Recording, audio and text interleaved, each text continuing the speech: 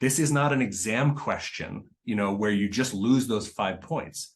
If you make a misstep along the way in statecraft, you have the opportunity to course correct and learn from it. And those types of activities are so valuable because that's how the real world works. We had one class period, if you'll indulge me, where I had reminded them several times that climate change is a real thing that they need to deal with within the scope of statecraft.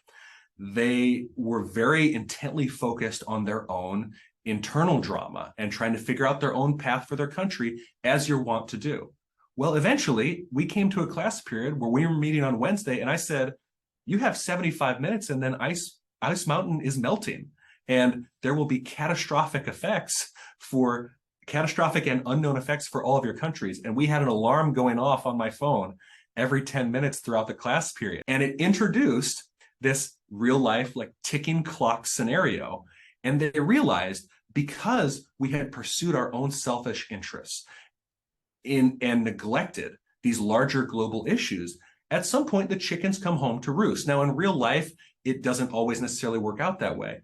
But it was a stressful, but I think also importantly, a really impactful class period that they will remember, because they had to quickly try to build the globe of frost. They had to try to push through these innovations that if they had carefully gone through the process over the course of several turns before then, it wouldn't have cost them as much. They would not have spent as many resources if they had worked together from the beginning.